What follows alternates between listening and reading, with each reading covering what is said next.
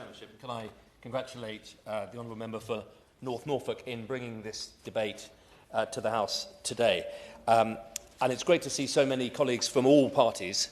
If ever there was an issue which unites us all, it is this. And at the beginning of my 5th Parliament, I've never seen so many APPGs set up and so well attended. Most struggle to find enough members to be quorate. I've been to 4, each have had about 30 people in the room from all parties. And I think the Minister is going to find, and I welcome very much what she's said about properly reviewing and gripping this, and wish her well. I think she's going to find a lot of parliamentary support for bold reforming action, which is long overdue.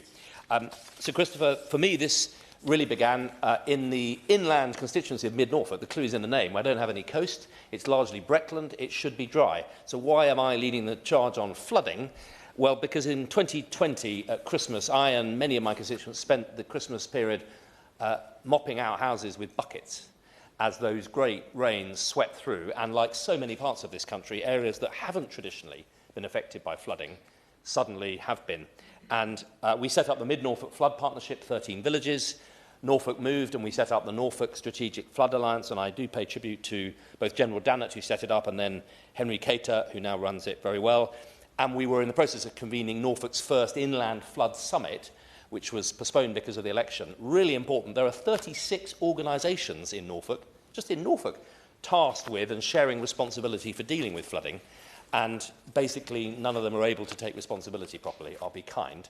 The buck gets passed. People have had enough. We need a summit in which we, the representatives of the people of Norfolk, can gather with those agencies and properly get on top of where the flooding is happening, where it's becoming more and more intense, what's being done about it, and prioritise for our county the plan, both short, medium and long term.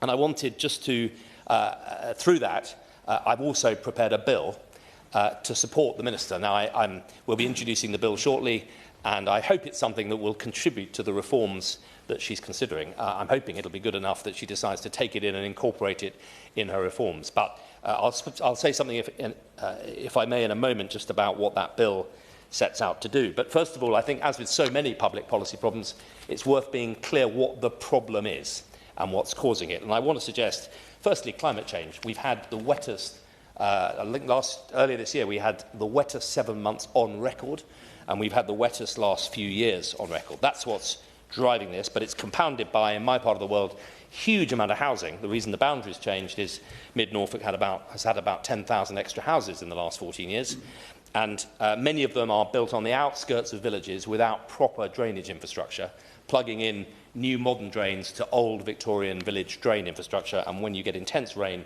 the whole lot merges and sewage starts rising through people's gardens and lavatories. Thirdly, riparian rights. We've seen a huge confusion about who's actually responsible for maintaining ditches. Fourthly, contract farming, the rise of the outsourcing of farming to contractors. The old days on our family farm, in quiet months, we'd clear the ditches, mend the fences. These days, that kind of stuff is not always in the contract. And ditches are being neglected because of the reality of modern contract farming. 5, Anglia Water have been focusing, I'll be kind, on supply of water to the east and on mitigating flood, on leakage, trying to make sure, and they're investing billions. But 10 years ago, the problem was loss of water, and it still is in the summer months. But in the winter months, we have a massive problem, and we need to make sure that our water companies are also investing in the problem in the other half of the year, as well as shortages in the summer. And of course, catchment geography and habitat and water maintenance and retention link those two issues. 6, huge confusion about responsibilities. Nationally, the responsibility sits with the Environment Agency. I think their budget is just over £2 billion a year. But try bringing the Environment Agency when you've got a problem in Norfolk, or I dare say even Suffolk. And it's lovely to see the member for Suffolk sneaking into a Norfolk debate to support us.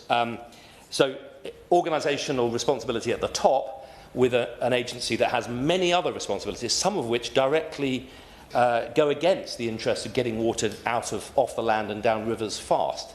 And then down on the ground, responsibility for dealing with, mitigating and handling flooding is unfunded. So the local flood authority really has no budget in Norfolk. So it has a few powers that it can't enforce and no budget to do it properly. And the real heroes of flood management in this country, the internal drainage boards, who, Sir Christopher, you will know, have been doing proper local water course management since about the 15th century, very successfully, have seen their powers reduced, their funding removed, and powers, as is so often the way in modern governments, go upstream to higher and higher levels with less and less real practical support on the ground. And those 15 or 16 areas, district councils that are most on the front line of flooding, are now having to massively support IDB infrastructure investments. So we're charging taxpayers in the high flood areas hugely to pay for infrastructure that we're all funding. And I noticed there's an Association of District Councils special interest group set up to tackle that, and they're helping me with the bill.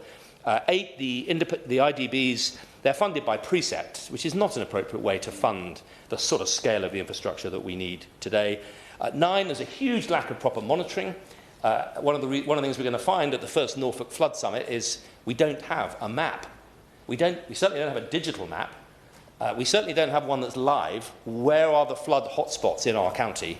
And we're not properly capturing the data, which means that the Minister won't have proper data to support her policy making, and the Cabinet Office Resilience Unit don't have proper data on where this growing inland flood risk is happening. And on the ground, when you then get flooding, as we had last year in, I'll cite one example, Sir Christopher, Attleborough, Mill Lane, 4 people who live next to a culvert have been flooded every year for the last 10 years. Their lives are misery. Last year, for the first time, 100 other houses were flooded because the culvert has been allowed to gradually silt up. Anglia Water handed over their riparian rights when no one was looking 12, 15 years ago. No one was aware that those rights now sat locally in the town. The land use practice upstream means the water wasn't being captured properly in the farm. A whole lot of new housing and climate change, and big problem. It's taken a huge amount of work to set up the local Mill Lane flood prevention group. The community have cleaned out the ditches. We've dredged the river. We've had 70 tonnes of stuff taken out. And it's been a huge project. I paid tribute to Taylor, the local councillor, and others. But we can't afford to be doing that in every single place around the country. Far better to invest in the prevention in the first place. And of course, people who've suffered this then hit the next problems. How do they insure their houses? How are we going to compensate people who can't sell their houses? And how are we going to make sure that the flood relief scheme, as others have said, is fit for purpose going forward? So this is a huge issue, and I know the Minister has gripped it. My bill sets out 4 main clauses and 4 main reforms, and I believe I've sent the Minister an early draft, but I'll send her a better draft, and I thank all those colleagues who are helping with it. Clause 1 sets out responsibilities and makes clear that we need to cascade the responsibilities down to the ground and make it clearer who is actually responsible for prevention and mitigation. Clause 2 looks at funding and says that some of that 2-odd billion with the Environment Agency has got to cascade down, and we've got to support the IDBs properly and the local flood authorities. 3, controversially, looks at liabilities, and I want to suggest that when house builders dump large quantities of housing on the outskirts of villages, it's not good enough just to pipe the drains to the old Victorian architecture. They've got to upgrade it, and I think the only way they'll do it is if they're on the hook for downstream flooding that might occur. And 4 looks at data monitoring and accountability. I close by just sincerely welcoming the Minister's commitments on this, very quickly committing to review it properly. And I urge her to, as well as listening to the officials, who I know will have 101 reasons to take it gently, to be cautious, to be steady, listen to colleagues across this House, and I think she will be a hero. There'll be culverts being named after her for decades to come. This is, I hesitate to suggest, this is going to be one of the biggest issues of this Parliament for our constituents, and the Minister has a chance to grip it right at the beginning and put right something that's been neglected for several decades. Thank you.